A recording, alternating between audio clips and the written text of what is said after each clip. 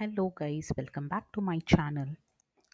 இன்னையோட வீடியோவில் நான் ஃபீமேல் கேரக்டரிஸ்டிக்கை பற்றி பேச போகிறேன். ஃபீமேலோட இன் பர்டிகுலர் ஒரு கேரக்டரிஸ்டிக்கை பற்றி பேச போகிறேன். என்ன அப்படிங்கிறதுக்கு முன்னாடி நிறைய எக்ஸாம்பிள்ஸ் கொடுத்துட்டு என்ன சொல்ல வேண்டியது இருக்கோ அதை நான் டக்குன்னு சொல்லி முடிச்சிடுறேன். என் கூட ஒர்க் பண்ணுற கலீகுக்கு லாஸ்ட் வீக்கில் செம்ம தலைவலி. வந்து ஆஃபீஸில் புலம்பிக்கிட்டே இருந்தாங்க. தலைவலி, அப்பவும் நான் தான் சமைச்சிட்டு வந்தேன். எங்கள் ஹஸ்பண்ட்க்கு தெரியும் நான் வந்து தலைவலியில் வாமிட்லாம் பண்ணிகிட்டு இருந்தேன். ஆனால் வந்து அவங்க அம்மா கிட்ட வந்து அவர் ஒரு வார்த்தை சொல்லலை. அதனால் நானே குக் பண்ணிவிட்டு நானே எல்லாம் பண்ணிட்டு வர்ற மாதிரி இருந்துச்சு இன்னைக்கு. ரொம்ப டிஃபிகல்ட் மேரிட் லைஃப் அப்படிங்கிற மாதிரி புலம்பிக்கிட்டு இருந்தாங்க.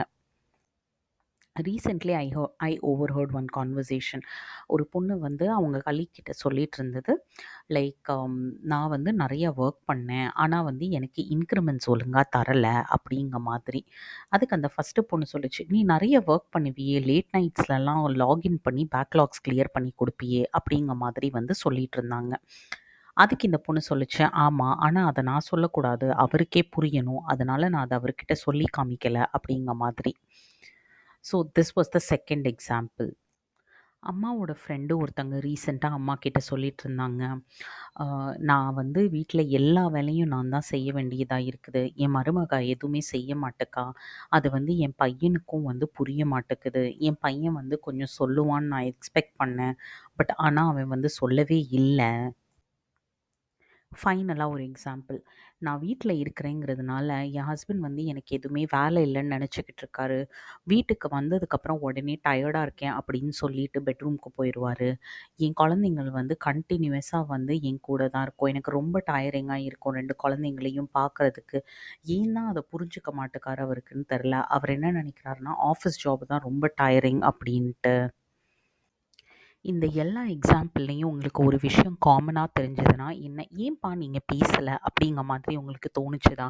ஆனால் 99% ஆஃப் த டைம்ஸ் இது வந்து ஒரு ஃபீமேலோட typical characteristic.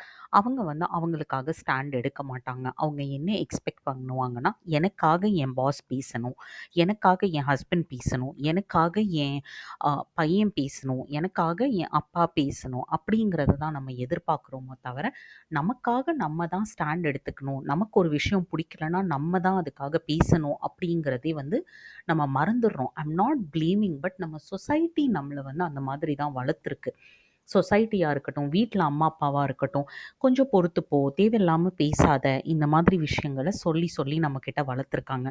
But it's time to சேஞ்ச்ங்க. உங்களை ஒரு விஷயம் ஹர்ட் பண்ணுச்சுதுன்னா, நீங்கள் உங்கள் ஹஸ்பண்ட் கிட்டேயோ அப்பா கிட்டேயோ வந்து யூ நீட் டு எக்ஸ்பிரஸ். ஒரு விஷயம் வந்து ஒத்துக்கலாங்க, நம்ம எல்லாருமே we all are mad selfish, ஓகேவா?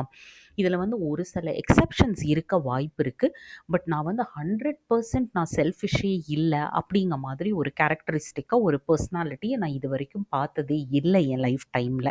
ஓகே, ஸோ ஐ பிலீவ் நீங்கள் எல்லாருமே இதை ஒத்துக்குவீங்க. So let us also be a little selfish and put our foot down and speak wherever required. இல்லைப்பா, இது என்னால் பண்ண முடியாது, இது எனக்கு வந்து I have my other priorities அப்படிங்கிற மாதிரி. ஸோ ப்ளீஸ், அது வந்து தப்பே கிடையாது. You have to take care of yourself. Overload ஆகுதுன்னா பேசுங்க, முடியாது அப்படின்னா பேசுங்க, பீப்புள் மேனிப்புலேட் பண்ணாங்கன்னா பேசுங்க. Before I close this video, just ஒரே ஒரு எக்ஸாம்பிள். ஃபீமேலோட இந்த கேரக்டரிஸ்டிக்கை பற்றி நான் வந்து எக்ஸ்பிளிசிட்டாக சொல்லணும்னா, I hate a classmate of mind. அவங்க வந்து ஒரு ஸ்டேஷனில் வரும்போது அவங்க கிட்ட யாரோ வந்து மிஸ்பிஹேவ் பண்ணிட்டாங்க. அவங்க ரியாக்ஷன்ஸை பார்த்து கூட இருந்த 4-5 பேத்துக்கு they understood that something is not right. அந்த பொண்ணு வந்து காலேஜில் சொல்லுது, அந்த 4-5 பேத்துக்கு தெரிஞ்சுது ஏதோ தப்பு நடந்திருக்குன்ட்டு, ஆனால் அவங்க யாருமே சத்தம் போடவே இல்லை அப்படின்ட்டு. நான் அவங்க கிட்ட கேட்ட ஒரே கேள்வி, நீ சத்தம் போட்டியா? Okay, when you are not doing it for yourself, why will someone else do it for you? இதுதான் என்னோட கேள்வி. So please, all the beautiful ladies out there and also men, I've seen இந்த கேரக்டரிஸ்டிக் உங்ககிட்ட இருந்ததுன்னா please let go and take a stand for your self. At least 100 பிளேசஸில் இல்லைனாலும் ஒரு 80 பிளேஸில் நீங்கள் வந்து உங்களுக்காக ஸ்டாண்ட் எடுத்து பேசுகிறது தப்பே இல்லை. All the best. Hope this video helps you. Tata, bye by.